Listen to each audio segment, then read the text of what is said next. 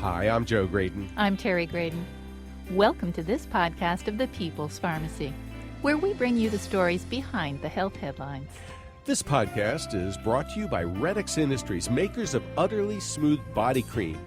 800-345-7339, on the web at uttercream.com.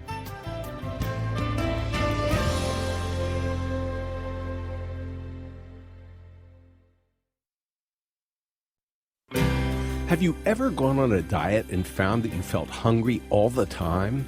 Is there a way to lose weight without feeling hungry? This is the People's Pharmacy with Terry and Joe Graydon.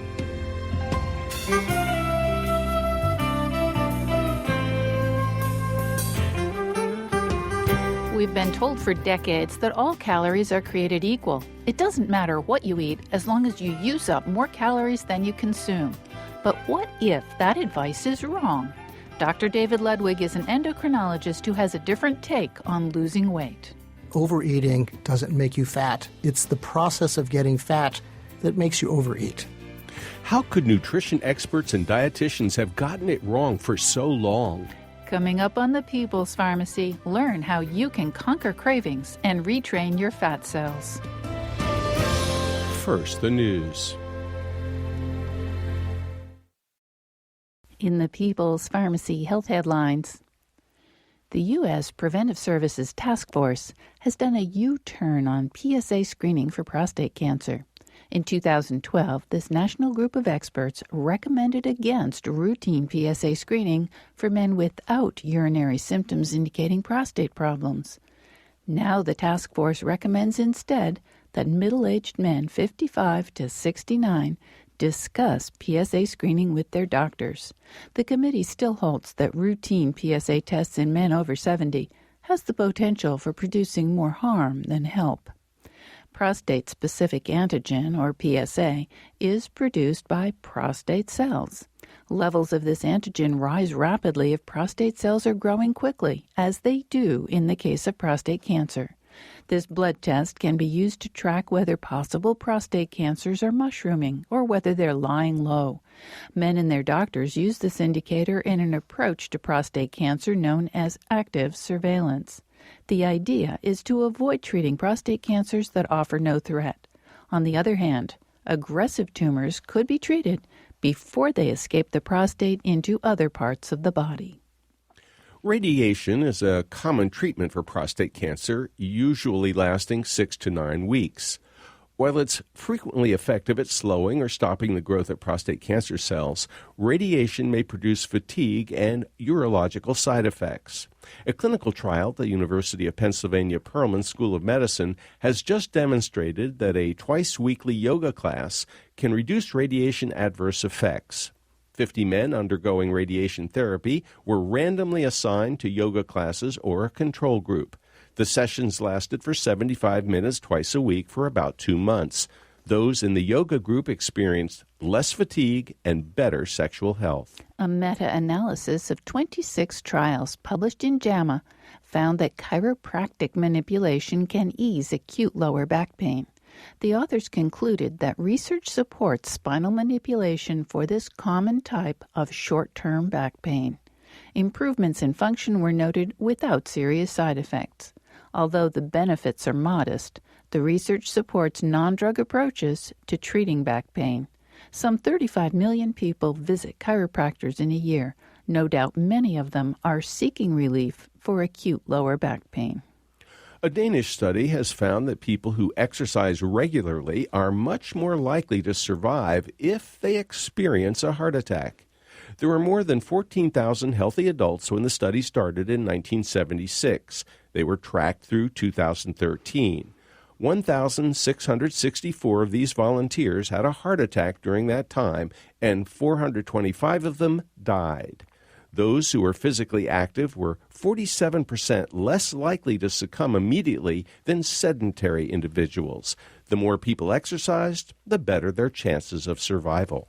Brewing tea can be as simple as plopping a tea bag in a cup and pouring hot water over it, or as complex as a Japanese tea ceremony. When it comes to getting the most phytonutrients from green tea, however, an Australian scientist has ruffled some British feathers. When Quan Vuong measured polyphenols, caffeine, and theanine, he found that traditional brewing techniques only yielded about 60%. To get all the benefits, tea must be brewed for 20 minutes at 80 degrees Celsius. Most tea lovers would not embrace that approach. He found a practical method using the microwave. Add water and tea bag to the cup, heat at half power for 30 seconds, and let it steep for 1 minute. The result is a good-tasting cup of green tea containing 80% of the possible phytonutrients. The drug company Mylan got into trouble last year because of the extraordinary increase in its price for EpiPen. The company is now in a different type of trouble with the FDA. This global generic pharmaceutical manufacturer is facing a reprimand because of an inspection in India. The FDA has sent a letter saying your quality system inspection does not adequately ensure the accuracy and integrity of data to support the safety, effectiveness, and quality of the drugs you manufacture. And that's the health news from the People's Pharmacy this week.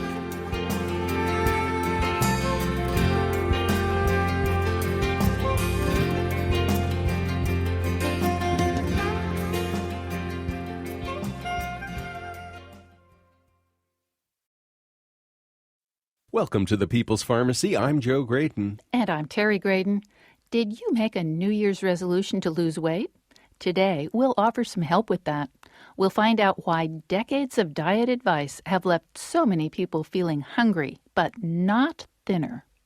For help on overcoming cravings that undermine a healthy diet, we turn to Dr. David Ludwig.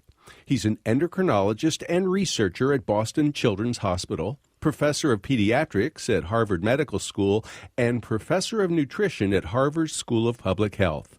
He's founding director of the Optimal Weight for Life program at Boston Children's Hospital. His new book is Always Hungry: Conquer Cravings, Retrain Your Fat Cells, and Lose Weight Permanently.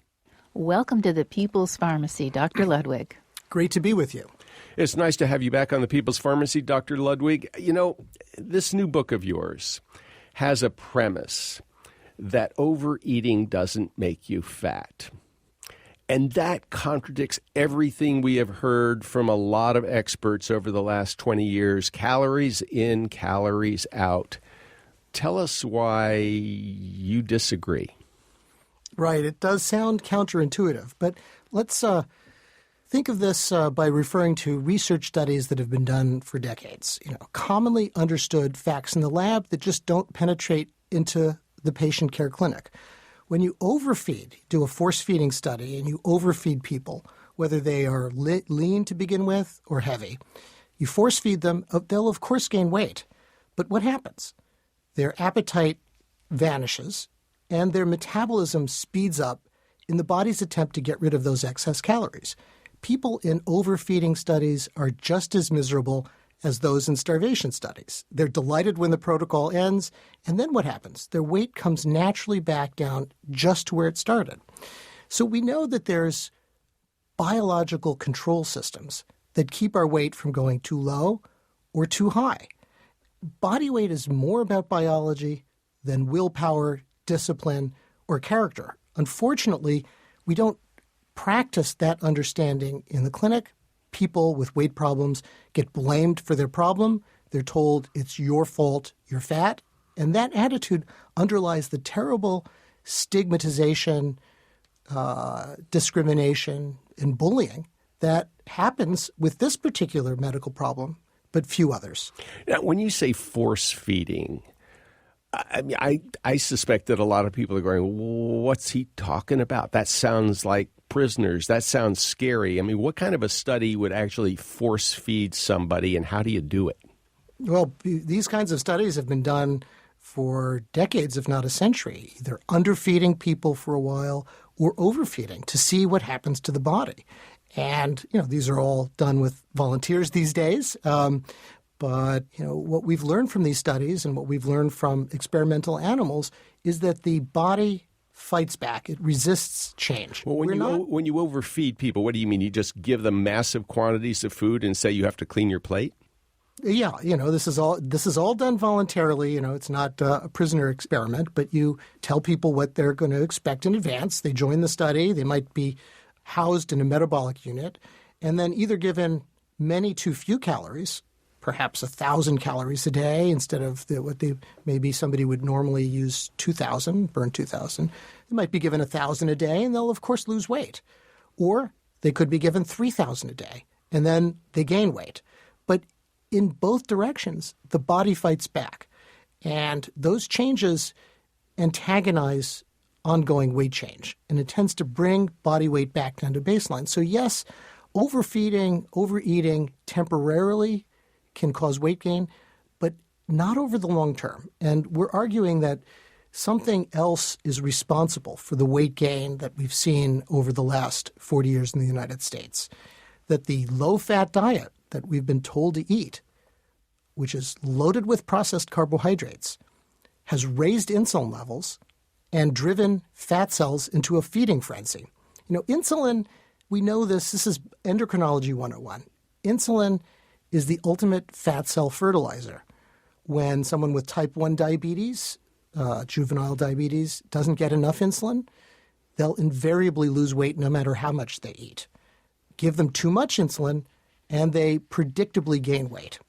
So when we eat all these processed carbs, and we were actually told to load up on this stuff. Remember the first food guide pyramid? 6 to 11 servings of grains a day. When we eat all those processed carbs, we make calorie for calorie much more insulin than would have ever been the case throughout human history or evolution. That insulin drives the fat cells to suck up calories, leaving too few for the rest of the body. We tend to think about obesity as a state of excess, but it's really a matter of starvation to the body. Not too many calories in fat cells, but too few in the bloodstream available to sustain the needs of the brain and the other organs. So what happens? The brain does what it's supposed to do. It increases hunger and cravings to try to get you to eat, to solve the problem. It also slows down metabolism, and that leads to weight gain. Now, what if you treat that through a conventional calorie-restricted diet, you only make the situation worse. Remember, the basic problem is not enough calories in the bloodstream, and if you further restrict, you're going to feel miserable. I'd like to use the example of a fever. Do we want to think about fever as a simple question of heat balance? Too much heat in the body, not enough heat getting out. By that reasoning, an ice bath should be the perfect treatment for fever because it sucks heat out of the body. But ice baths aren't popular treatments for fever for an obvious reason. The body fights back. Severe shivering, blood vessel constriction, and you feel miserable. But if you treat the source of the fever, for example with aspirin, you lower the body temperature set point, and the body wants to get rid of the excess heat. It happens naturally. You treat the source of weight gain, which is fat cells sucking up too many calories, and then the body wants to get rid of the excess weight. Dr. Ludwig, you've been termed an obesity warrior. Can you tell us how you got started on this path, and particularly your own experience, please? Well, sure. Personally speaking, I'd always been eating a relatively healthy diet by conventional measure, not too much fat or sugar, fair amounts of fruits and vegetables. I was lean and fit in my youth, but then beginning my mid-20s, I began to gain a pound or two extra a year, just like most Americans do. So by age 35, I was beginning to push up on the limit, the beginning of the overweight category. Now, at this time, I was also engaged in obesity research, but I hadn't a background in nutrition. Medical schools are notorious for not providing much training about nutrition. Ironically, even though diet causes most cases of chronic disease, we tend to focus on drugs and surgery in medical school. But without that knowledge, I didn't come to think about obesity or weight gain as a problem of calorie balance. I started to think about it as an endocrinologist. how our hormones and metabolism are affected by the foods we eat. And it led me to thinking about nutrition in an entirely different way. And just at that time, about age 35, I came across these new ideas. I started doing research, and I practiced on myself. I increased my fat intake. I doubled it. I eliminated processed carbs, but didn't try to get rid of all carbohydrates at all. Ate a little bit more protein. No attempt to cut back calories. I experienced a remarkable transformation in my well-being. Within a few days, meals produced much more long-lasting satiety, that sense of fullness after eating. I just felt much more energy. I found I needed less food, and I started losing weight. Again, it wasn't my intention, but 3 months later, I needed a new wardrobe 2 waist sizes smaller. And that experience, together with what I was discovering in my research, led me to this line of research and patient care for the last 20 years. And it also raises the issue of what is behind our food supply. Why do we have all these cheap processed carbohydrates? Well, part of that is misinformation from the government and misunderstanding the role of diet in biology. But the other part is the food industry finds these foods irresistible too because the profits are so great. And what is this doing to our country? What is this doing to the next generation who may live shorter, less healthy lives than their parents? Dr. Ludwig, you're an endocrinologist. That means you study hormones, and there are a lot of your colleagues, especially the diabetologists, who have not yet embraced this perspective. They still tell their diabetes patients, eat less fat, eat more grain. And that seems counterproductive. Why don't you think other people have joined your perspective? Well, I think we're reaching a tipping point. The old paradigm was so attractive. If you want to lose weight, just eat less, move more. What could be simpler? The problem is it doesn't work. We know that. Very few people can keep weight off over the long term from calorie deprivation. The body fights back. And we're also discovering that low-fat diets are among the least effective approaches to weight loss. The latest Dietary Guidelines Advisory Committee, for the first time, eliminated the upper limit on dietary fat. I think we're reaching a tipping point. Many scientists and clinicians are recognizing that higher fat diets are a much better way to go. And I wrote this book to help transform the paradigm away from this calorie deprivation model to something that will be ultimately more effective for our waistlines as well as for our well-being.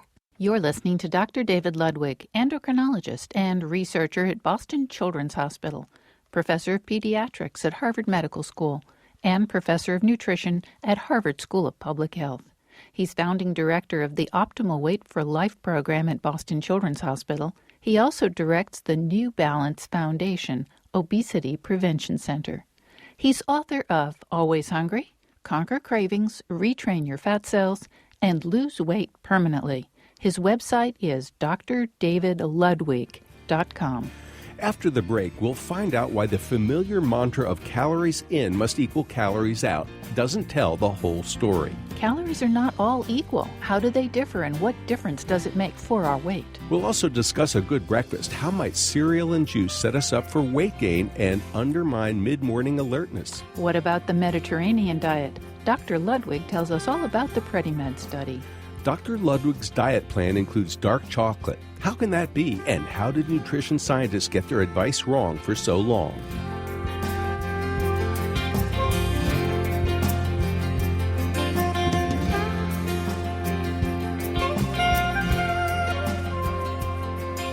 You're listening to The People's Pharmacy with Joe and Terry Graydon.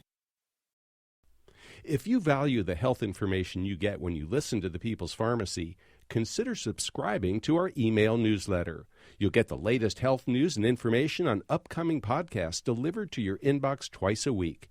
Look for the link at peoplespharmacy.com.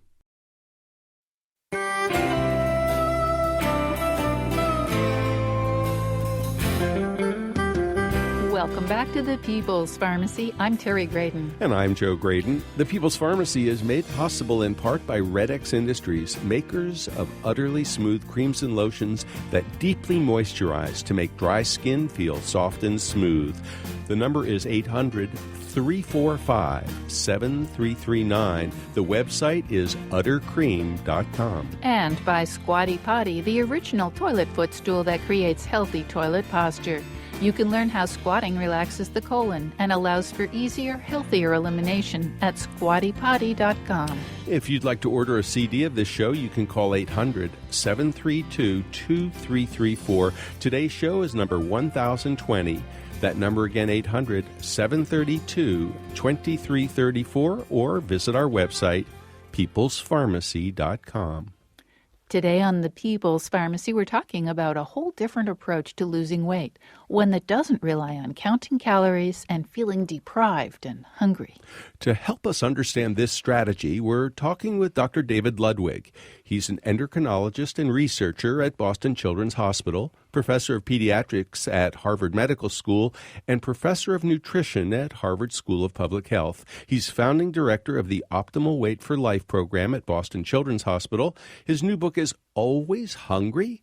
Conquer Cravings, Retrain Your Fat Cells, and Lose Weight Permanently. Dr. Ludwig, the standard mantra for years and years and years has been calories in, balance, calories out, and people maintain their weight. And if you're not exercising enough or if you're eating too much, that's when you gain weight. That assumes that any calorie that you eat is identical to any other calorie. Are all calories really equal? Absolutely not. Not to people. Perhaps to toaster ovens, but humans aren't machines. When we cut back on calories, the body responds in a dynamic fashion. We know that hunger increases, but also metabolic rate slows down. For example, let me tell you about a study we published in JAMA in 2012. We put 21 young adults first on a standard weight loss diet, brought their weight down by 10 to 15%. And we know that they're going to be hungry and their metabolism is going to be stressed by that. Then we put them for a month at a time in a random order onto one of three diets that represent pretty much the full spectrum of major nutrients. Low-fat diet with 20% fat, a moderate-fat diet, sort of like a Mediterranean with 40%. It's actually relatively high compared to current standards. And then a very high-fat Atkins-type diet with 60% fat. And we found that, as expected, energy expenditure, the number of calories being burned a day, plummeted on the low-fat diet. The body was fighting back, trying to hold on to calories. There was no drop in energy expenditure, calorie burn at all on the low-carb diet, the high-fat diet. And the Mediterranean, sort of 40% middle diet showed an intermediate result. The difference between these three diets was 325 calories a day. That's like an hour of moderately vigorous physical activity without lifting a finger. If that effect persisted day after day, you could explain the whole obesity epidemic without any change in food intake. So I think this study and many others now suggest that refined carbohydrates, of course the added sugars that are getting a lot of attention, but also the refined grains, white bread, white rice, potato products, prepared breakfast cereals, all those low-fat treats and sweets we were told to eat, that these undermine our metabolism in a way that propagates weight gain, not just because we're hungrier, but also because our metabolism slows down. The title of your book, Always Hungry, is sort of intriguing because the theory is that if you just eat a healthy breakfast, and healthy, 10, 20, 30 years ago meant breakfast cereal, maybe banana on top of it and some orange juice and toast, probably with margarine, not butter, that was supposed to carry you through to lunchtime. And yet a lot of people felt hungry by 10:30 or 11 o'clock. So could you tell us a little bit about the old idea of what was a healthy breakfast and why it left people feeling hungry, and also what a does to people's brain function, their cognitive ability. So a kid who has maybe, a bagel for breakfast or a Pop-Tart and some juice, what does that do to them by 10:30? Sure. Let me walk you through another couple studies. This first one is the very first one I did in my career in the late 1990s, in this case with 12 adolescents who were overweight or obese. We gave them different breakfasts on different days. One breakfast, which represented this high carbohydrate, fast digesting composition, was instant oatmeal. Now, this is technically a whole grain cereal, but instant oatmeal is highly processed for fast cooking, so it digests very quickly and raises blood sugar and insulin. We compared that to old-fashioned or steel-cut oats, which is slower digesting, and to a third meal of vegetable omelet with fruit that had less carbohydrate, no grains at all. And we found after the instant oatmeal, as expected, that blood sugar rose initially very high, but what goes up must come down. A few hours later, blood sugar was crashing, and also another key fuel called fatty acids, non-esterified free fatty acids. Those were also suppressed. So it's like a fuel tank on the highway, big fuel truck on the highway. You might have plenty of gasoline in the tank, but you could run out of fuel accessible to the engine if you don't fill up the tank, and then the truck will come to a stop. That's what happens to people as well. You can have plenty of calories in the fat cells, but if they're locked up and not in the bloodstream, you're going to experience that as an energy crisis, and that's what happened. On the days that the adolescents got the instant oatmeal, the fast-digesting meal, they became much hungrier quicker after breakfast. We saw their stress hormones rising. That's a key sign that the body's experiencing a true crisis. And when we gave them free access to food, they ate many hundred calories more. So same calories going in at breakfast, same number, very different hormonal and metabolic states a few hours later. And then we asked, what's going on in the brain? So we did another study, in this case with young adults, gave them, again, either fast-acting carbohydrate or slow-acting carbohydrate, in this case in the form of milkshakes. They couldn't tell the difference. We actually did this in a double-blind fashion, so nobody could skew the results. After the fast-acting milkshake, again, surge and crash in blood sugar. At 4 hours, when blood sugar was crashing, we did fMRI, magnetic resonance imaging of the brain. And we found one area lighting up like a laser after the fast-acting milkshake. That area was called the nucleus accumbens. That's ground zero for the classic addictions like heroin, cocaine, alcoholism. Food addiction is clearly a controversial issue, but it suggests that the highly processed foods we're now eating are hijacking some of the brain's basic reward system. And they don't just make us hungry, they make us crave. That's a double whammy that most people will not successfully resist. Dr. Ledwood, when you talk about fast-digesting carbohydrates and slow-digesting carbohydrates, it sounds like you're talking about a concept we have discussed previously on the People's Pharmacy a time or two, and that's glycemic index. Is that what you're after? Yes, that's the term the technical term we use to describe this effect, and it's useful in the laboratory, including having numbers to describe this. But we don't ask readers of our book to count calories or count glycemic index numbers. We think that with attention to a few basic principles of eating, you get them right, and then you create the right internal conditions for optimal metabolism. The body does the rest, and we don't need to pay attention to accounting to accomplish that. The key to slower digesting carbohydrates is simply processing. Fruits are full of sugar, but they have a gentle effect on blood sugar and insulin because they take a while to digest. The sugars are sequestered within the cellular structure of the fruit. Turn that fruit into juice, and you've got a very different situation. Well, let's talk about fruit in a different form, because if you go to the dairy section of the supermarket, especially the yogurt place, where everybody thinks this is really healthy food, you will discover an extraordinary amount of low-fat, no-fat yogurt. But because it doesn't taste all that great, there is a lot of fruit that's added. And it's like, oh, there's blueberries. Oh, there's raspberries. Oh, it'll be there at the bottom and you have to stir it up. So, millions of people are starting their day with yogurt, low-fat yogurt, that has a ton of fruit in it, but it's basically jam. I was going to say, it's not real fruit, though. It's really jam. Well, I'd take a step further and just call it sugar. This is a profoundly misguided practice in this country caused entirely by our obsessive focus on reducing fat. There has never been a good argument for lowering fat, either for weight loss or for reduction of cardiovascular disease.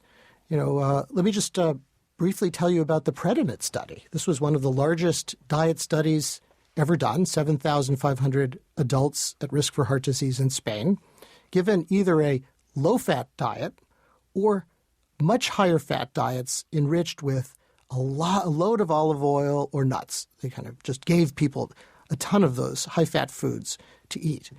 They had to stop the study early because heart disease rates dropped so fast in the high-fat groups that it would have been unethical to keep the control group eating a low-fat diet.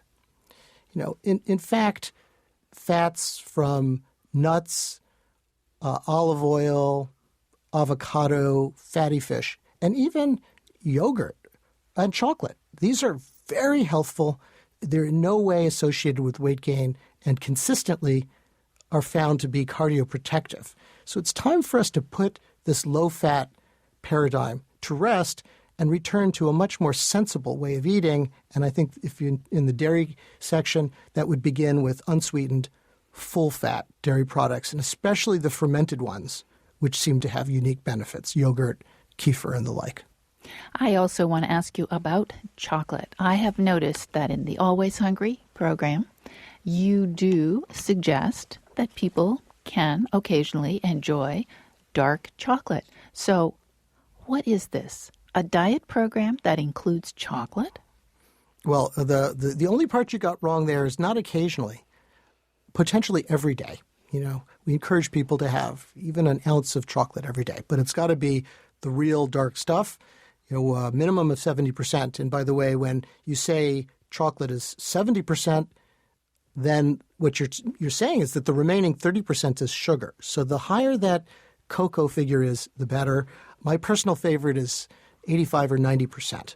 It's just got a hint of sweetness. It's just much richer and satisfying. The main source of calories in chocolate, real chocolate, is saturated fat.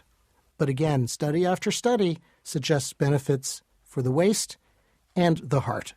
There has been this misconception that we have to deprive ourselves. We have to cut back. We have to eat bland, low-cal foods to lose weight. It's like treating fever with an ice bath.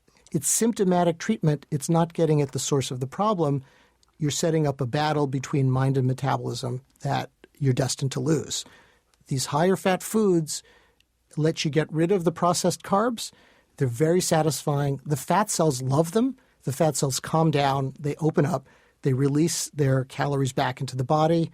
You feel flooded with energy. Cravings vanish. Metabolism speeds up. And you lose weight with, not against, your body's cooperation. So, Dr. Ludwig, how is it that your colleagues, endocrinologists, cardiologists, nutrition experts, got it wrong for so long? Well, that's a great question and an embarrassing question for all of us. It just seemed to make so much sense. If you don't want fat onto your body, don't put fat into your body. And the calorie balance model, which makes fat the main enemy because fat has twice the calories of the other nutrients, protein or carbohydrate, that view is so appealing to our work ethic that you just have to work a little harder, just eat less and move more. We've been trying this for almost a half century and continue to go further and further in the wrong direction. rates of obesity are continuing to go up. We thought that they were plateauing, but in adults, at least, they're still going up as of 2016. And of course, type 2 diabetes has skyrocketed. It's time for a new paradigm. If calories were so critical, how did people manage to ever control their weight and prevent massive fluctuations before the very concept of calories was invented? How?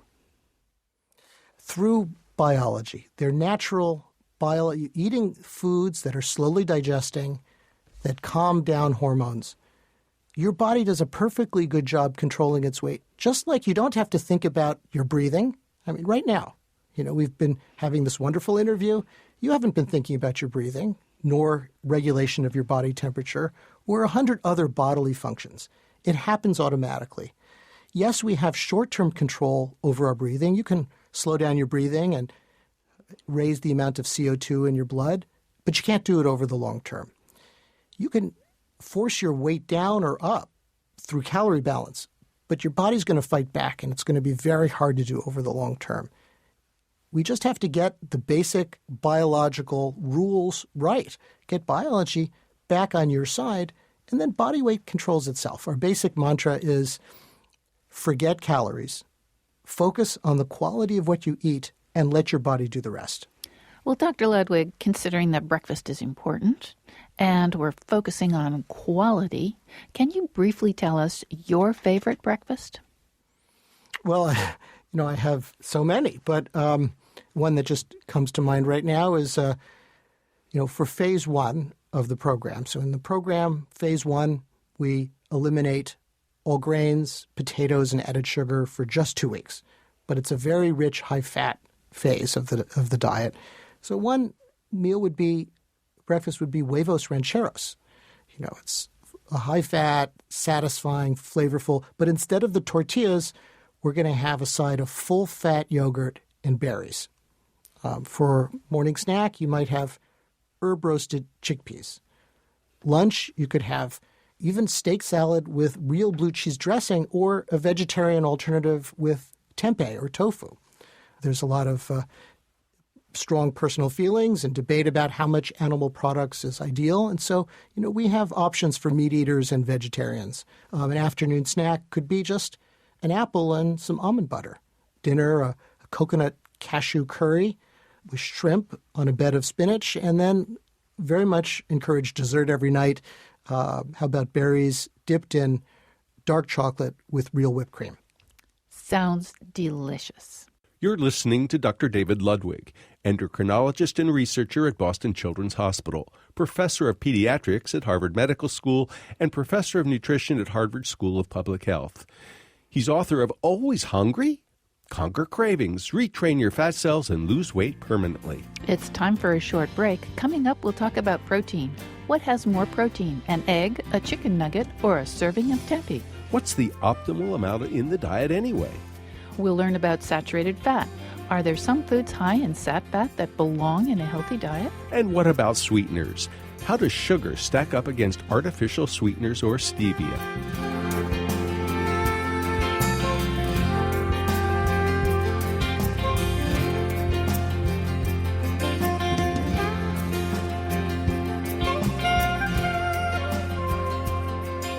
You're listening to The People's Pharmacy with Joe and Terry Graydon.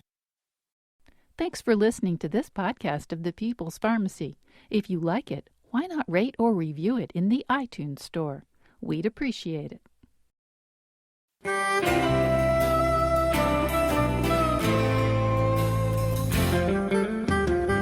Welcome back to The People's Pharmacy. I'm Terry Graydon. And I'm Joe Graydon. The People's Pharmacy is brought to you in part by Redx Industries, makers of utterly smooth foot cream with shea butter, helping dry, cracked feet feel soft and smooth. The number is 800-345-7339. The website is uttercream.com. And by Squatty Potty, the original toilet footstool that creates healthy toilet posture. You can learn how squatting relaxes the colon and allows for easier, healthier elimination at squattypotty.com. To order a CD of today's show or any People's Pharmacy broadcast, you can call 800-732-2334. Today's show is 1020. That number again, 800-732-2334. Online at peoplespharmacy.com.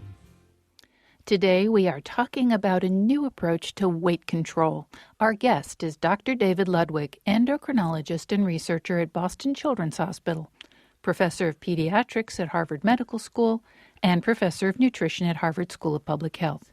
He's founding director of the Optimal Weight for Life program at Boston Children's Hospital. He also directs the New Balance Foundation Obesity Prevention Center. He's author of Always Hungry, Conquer Cravings, Retrain Your Fat Cells, and Lose Weight Permanently. His website is drdavidludwig.com. Dr. Ludwig, we have been talking a lot about fat and why it's okay to have full-fat yogurt and full-fat milk and cream in your coffee, but we haven't talked very much about protein. And so I think people get very confused, like, well, how much protein should I eat at each meal and what protein is better? So here's a little quiz that you ask. What's higher in protein? Hard-boiled eggs, chicken nuggets, hot dog, or tempeh? And I'm guessing it's the hard-boiled eggs. Am I right? Well, ounce for ounce, it's actually the tempeh. Now, tempeh is not a commonly eaten food here, although it is well known in the vegan community. It's a fermented soy product that is eaten often in Asia and Indonesia. And I included that mini quiz just to show that we don't have to rely entirely on animal products for protein. There are many plant products that are rich sources of protein as well, and one can choose a plant-based diet and adhere entirely to the principles in this book. Protein is a critical nutrient. In fact, we have two obligatory nutrients. And this was another mini quiz. The bottom line is the only of the major nutrients we don't need is carbohydrate. Ironically, we're told that carbohydrate's the base of our diet, but populations have lived for long periods of time with zero carbohydrate. Think the Inuits for 9 months a year up in the far north. They would have been eating some reindeer or caribou and fish and such, but the only source of carbohydrate would be berries that might grow in August and September. So people can do perfectly well as long as they have fat and protein, which isn't to say that we should eliminate carbohydrates entirely. They can be highly nutritious and delicious. But we don't have to be eating them to survive. We have to eat protein, and we have to eat some fat to survive. What's the optimal amount of protein? It's a very controversial topic in nutrition right now. But at least for the first part of the program, we encourage a little more protein than would be typically eaten, although, not a very high protein kind of Atkins-type diet. Protein does a few very interesting things. One is it slows down digestion, so the carbohydrates that you eat get absorbed more slowly. And secondly, they cause secretion of the hormone glucagon. Glucagon is made from cells right next to the ones that make insulin. But it's like the yin to insulin's yang. It does the opposite. When you make a little glucagon, you counterbalance insulin, and you prevent insulin from affecting the fat cells so negatively. So getting the right combination of protein, fat, and carbohydrate gives you the most efficient burn. It's like you're getting your engine to have just the right combination if it were a car of fuel and oxygen. So you burn really, really well.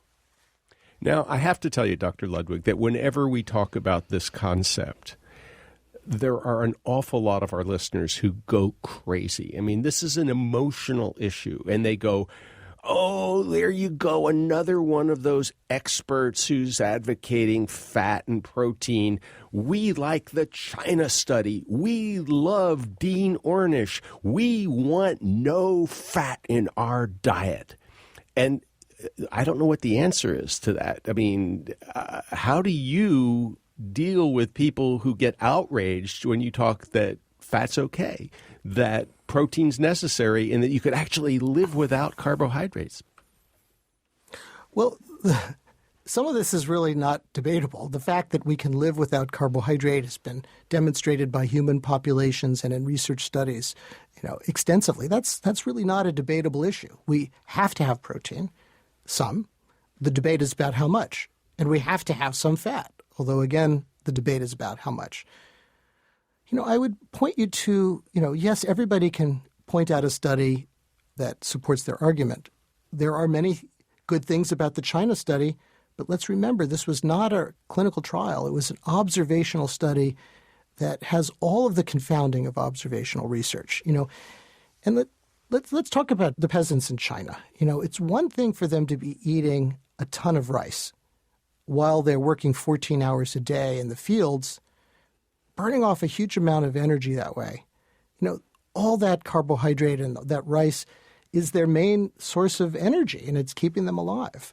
But what's happening to the Chinese now that they are moving from the farms to the cities, bringing that high carbohydrate diet with them, but leaving behind the physical activity? They're experiencing massive epidemics of diabetes. There are an estimated 500 million, with a B, 500 million people in China with either diabetes or prediabetes. It's just breathtaking. In fact, the meta-analyses, that's where you put all of the data together, show that low-fat diets, at least as they're consumed in the United States over the last 40 years, are less effective than every other comparison diet, be it a Mediterranean diet or a very low-carbohydrate diet. Well, let me ask about fat, if I may. Saturated fat, another very emotional topic. You make some room in the program that you're recommending for saturated fat. Many people are worried that saturated fat will clog their arteries and cause heart disease. What's the story here? Well, of course, for many years, saturated fat was public health enemy number one, and that's probably why we launched the whole low-fat craze to begin with, because initially it was concerns, the McGovern Commission concerned about saturated fat, but they thought, that's too complicated a message. Let's just get rid of all fats as much as possible. And we saw how well that worked out. Inadvertently, these processed carbs flooded our diet, raised insulin levels, caused chronic inflammation, and is making weight control increasingly more difficult for most Americans. Now, reevaluation including by my colleagues at the Harvard School of Public Health, shows that saturated fat, it may not be a health food, but it's definitely better than sugar and probably better than the other processed carbohydrates, gram for gram. In my view, for the combination of bread and butter, bread is the less healthful component. Whoa. Wait. Did you just say the combination of bread and butter's better than bread? Yes. Now, I'm not suggesting we bathe in butter, and the approach we use certainly emphasizes a variety of unsaturated fats, such as those in olive oil, nuts, avocado, fatty fish, and the like. But some very high saturated fat foods look consistently good in both clinical trials and high-quality observational studies. One is full-fat yogurt. That's high in saturated fat. Yogurt seems to be among the most protective foods we can eat for weight gain. And the same is true for dark chocolate. The main source of calories from dark chocolate is, yes, saturated fat. It's probably 70% of the calories. So what you're saying is that if I had a choice between low-fat or no-fat yogurt with jam versus full-fat yogurt, whole-fat yogurt, Greek-style yummy yogurt, that I would be way better off with the full-fat yogurt. Taking the fat out of dairy and then making it tasty by dumping in added sugar is a lose-lose proposition. It's, I think, outrageous that children can get non-fat chocolate sugary milk in school, but they can't get plain whole milk. It makes no sense. It's based on an outdated view of nutrition. So, yes, we want to have an emphasis on unsaturated fats, but some saturated fat can play a perfectly healthful and delicious role in a diet, and I see no reason to try to eliminate it. Now, when we're talking about delicious, we do have to talk about sweetener, because a diet that has nothing sweet in it at all is going to strike a lot of people as not at all delicious. However, we have been hearing for the last several years that sugar is really bad for us, especially the fructose part. And the question is, what about artificial sweeteners? Or what about natural sugar substitutes such as stevia? Well, let me just say to begin with that I don't think the problem is sugar per se. It's the way the sugar is the form of the sugar that we're eating. Humans have been eating sugar in the form of fruit since the dawn of our species. But in whole fruits, that sugar, the fructose, is slowly digested, so it's absorbed quickly and never overwhelms the liver. But when you turn whole fruit into juice or you make concentrated sugars in other ways, the worst case scenario is a sugary beverage, that fructose slams into the liver, overwhelms the metabolic pathways, and gets diverted into something called de novo lipogenesis, where you make new fat and can also set up chronic inflammation and cause a host of problems. The other component of sugar, I think, is essentially just as bad. The fast-acting glucose raises insulin too much and programs the fat cells. So the fructose takes a hit on the liver, the glucose takes a hit on the fat cells. So unquestionably, shifting out of all that added sugar is very important, and diet sweeteners do look better than all of the added sugar. But that doesn't mean that they're harmless themselves, because these artificial sweeteners are hundreds to thousands of times more potent in binding the sweetness receptor compared to sugar itself. They have metabolic effects. They can cause insulin secretion. They affect nerves that go directly to deep centers of the brain. So until we have more research, I think the safest is to avoid artificial sweeteners and aim for unsweetened beverages. So summing up, Dr. Ludwig, can you tell us what the program is really all about? For listeners who don't have the book in front of them right now, you have a lot of recipes. And, how would you describe the recipes? How would you describe the program? And what's the outcome? I mean, what can people expect? The basic premise of this book is that overeating doesn't make you fat. It's the process of getting fat that makes you overeat, that our low-fat, high-processed carb diet is triggering our fat cells to hoard too many calories, so the rest of the body actually starves. It's not a question of willpower. It's a question of biology. It's not your fault if you're fat. We've had the science wrong. And by eating a much higher fat diet with rich, natural whole foods, high in nutrients, slow digesting, you can put biology back on your side. And this way of eating is also luscious and tasty and very satisfying. And so that is the nature of the program. It's focused on diet. We discuss the science first and then provide a program that's based on diet, but we also pay attention to some key lifestyle practices, stress relief, quality sleep, and enjoyable physical activities to further improve insulin dynamics, calm chronic inflammation, and ultimately to destigmatize this condition. This is not a question of willpower or character. It's a simple medical problem, and we can solve it with the right approach to diet. So, Dr. Ludwig, you interact with patients all the time, and I'm just curious, you've probably seen a fair number of people with both diabetes and obesity. Does anyone come to mind that would serve as a good model for our listeners if they follow your program, what they could expect in terms of an outcome? Well, most commonly, both in our pilot study and in my clinic, when you ask people, why are you overeating? I mean, you're eating more than your body needs. You're overweight or you've become obese. Why do you do it? It's not because they lack willpower or discipline. What do they say? They say, it's because I'm always hungry. Hunger isn't just a random experience, it's a profound biological signal that your body is telling you, hey, I've got a problem. I'm not getting enough calories. And what do we tell those people? We tell them to ignore it and just eat less. And what happens to their hunger? It gets worse.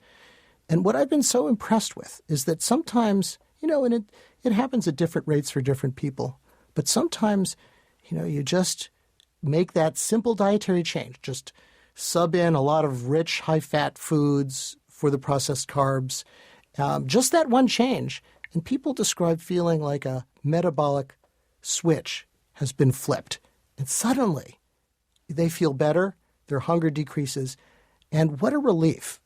It's like they finally have the right tool for the job. That's a story I've heard throughout my career, and it's so gratifying when I can be part of that solution for someone. Dr. Ludwig, can you sum up for us, please, a simple way for us to approach your program? Forget calories, focus on the quality of what you eat, and let your body do the rest. Dr. David Ludwig, thank you so much for talking with us on the People's Pharmacy today. A pleasure talking to you. You've been listening to Dr. David Ludwig, endocrinologist and researcher at Boston Children's Hospital, professor of pediatrics at Harvard Medical School and professor of nutrition at Harvard School of Public Health. He's founding director of the Optimal Weight for Life program at Boston Children's. He also directs the New Balance Foundation Obesity Prevention Center. He's author of Always Hungry? Conquer Cravings, Retrain Your Fat Cells, and Lose Weight Permanently. His website is drdavidludwig.com. Dr. Ludwig's 3-phase program was tested in a pilot study involving 237 people for 16 weeks. You'll find the details of the program and the daily recipes in his book or on his website. That's Dr. David Ludwig, LUDWIG.com. There's a link from peoplespharmacy.com. Lynn Siegel produced today's show. Al Wodarski engineered it. Dave Graydon edits our interviews. The People's Pharmacy is produced at the studios of North Carolina Public Radio, WUNC. The People's Pharmacy theme music is by B.J. Liederman. The People's Pharmacy is made possible by Red X Industries, makers of Utterly Smooth Extra Care 20 Cream with 20% urea for extra skin protection. 800-345-7339, online at uttercream.com. To order a CD of today's show or any other People's Pharmacy broadcast, you can call 800-732-2334. Today's show is number 1020. That number again, 800-732-2334, online at peoplespharmacy.com. When you visit our site, you can check out information on prescription drugs, herbal medicines, and home remedies. Share your own experience and your thoughts on today's show. You'll also find a combination CD and book offer for this week. At our website, you can also sign up for our free online newsletter or the free podcast of the show. Never miss another People's Pharmacy program again. You can also share it with a friend. It's all there at peoplespharmacy.com. In Durham, North Carolina, I'm Joe Graydon. And I'm Terry Graydon. Please join us again next week.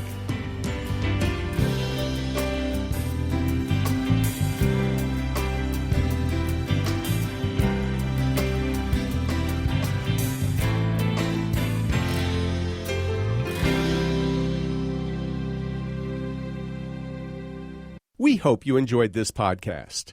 If so, please consider taking a minute to write a review on iTunes. And thanks for listening to the People's Pharmacy.